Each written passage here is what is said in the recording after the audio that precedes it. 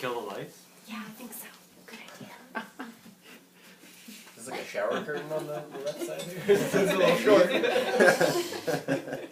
Don't ask questions. Is he even back there? He's doing weight strength. Not ready, guys. He's in the basement, guys. Thank you. I taught him so well. Who are you looking for? Pa! Oh. No, he's not here. He's coming though. Here he is. Yes, oh, no, he's here. He's Oh, is it my turn? Okay. I'm telling a different story, maybe one that nobody has heard. Ooh. I mentioned it earlier and you didn't know. Wow. Same trip is the story that was on the recording. Maybe. Yeah, sit down, sit down. Have a seat. Don't tell him what to do. Do whatever. All right. So the story from before, I was from a trip when I was 20. 21. I think I turned 21 right around when this happened. I was in South America. I took time off of school and was just walking around, and I was in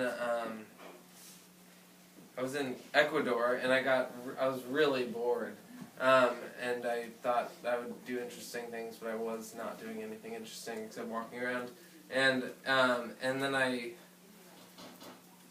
was working on a farm, and then I went to Quito, and I got stuck there for a real long time, and just walked around, and then I went to this animal refuge where there were no animals, and we were like gonna build like cages and set up infrastructure for this future animal refuge, and I had been there for 3 weeks maybe, and mostly by myself, and maybe I had been there for a month or 2 or something, and so I was really desperate to make friends. I didn't have much luck with that in Quito, and so I go to this animal refuge, and this girl comes in after I'd been introduced to this group of people who were gonna run this animal refuge, and they were like, "You're gonna share a room with India if that's okay," and I was like, "India,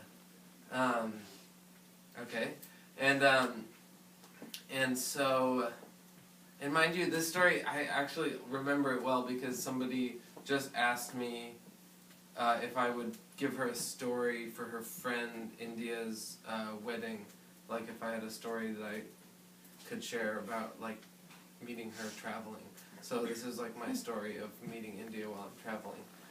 She just got married and lives in the like island off of, she's British. Something stupid. And so where was I? So I go there. You're gonna share a room with India. She comes in, in the door out of the swamp, and it's like pouring rain, and she's like all muddy with boots up to here, and I was like nervous to meet her, and she was really great, and then we talked and eventually went to bed. This was like my first night staying in this weird house, and she's sleeping on one bed, and there's 3 beds, and I'm sleeping. Then there's a bed between us, and then another bed, and I've never told this story with this much detail. I should speed it up. Sorry. So then India's in the far bed. I'm in the 3rd one over. And we talked for just 4 hours just lying in bed, and it was so great, and I was really excited to but it was weird making friends in bed in the dark, and but it was really exciting, and it was not, I wouldn't say there was sexual tension really. Maybe there was in my mind, but it was apparent that if it was in my mind, it was only in my mind. But it was great, and we were talking, and it was 4 in the morning, and she was like, "We're gonna you've never been here. It's really hard work, and tomorrow's gonna suck if we don't sleep." And so we went to sleep, and I was so excited to meet her and to have a friend. I'd been really like lonely there, and I then fell asleep. Finally, I was up for like an hour, at least more than her, and then like immediately when I fell asleep, I had a wet dream.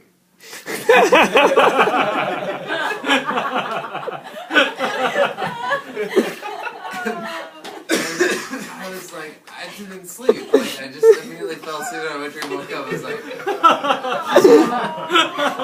like, I haven't been masturbating or having sex or anything. So it's like, it was not surprising. But I was like, God damn it.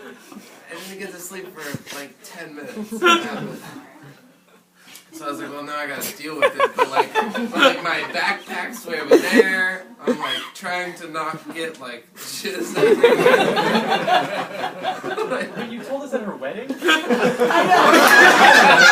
Tell us the story. Is that what you said about this story? Yes. know. That's the context I'm definitely working with. I don't know what it was for. I wasn't there. I wrote this. Someone else wrote it. Somebody else read it. Good. Good, yeah. And then I was like, fuck, I don't know how to deal with this. Like, it wasn't completely dark in the room, and I decided I was wearing, I decided I did not want to get out of bed. So I didn't want to go to my bag or anything. I was so afraid. I was so afraid that she was going to somehow know. I don't know why I was so worried. But then I was like, okay, I need to change. I'm not getting out of bed. So I took both my soccer shorts that I was wearing for some reason and my underwear off. So I was like in bed, like trying to be like so quiet, like she maybe hasn't fallen asleep yet. And she's gonna like look over. I'm like trying to be so quiet. And I had to like have the covers down and then I was like totally naked. And then I was just gonna put my soccer shorts back up without my underwear, ditch my underwear. So I did that. I like got my underwear off and I like threw it under the bed. And I was in this really weird old bed, and then the whole bed just collapsed. Like, it was on slats, and like something about how my weight was, the thing like bowed, and the slats fell, and I went all the way down to the ground, and I was naked, and I had just thrown my like jizzy shorts, and then it fell, and then I just froze. On the ground with my legs up, waiting for her to turn on the light. But then she didn't turn on the light, and I scrambled and like really quickly got my soccer shorts on, and then I like scooted over into the bed between us and just got in bed, and then I fell asleep. And then in the morning she was like, Why is the bed broken?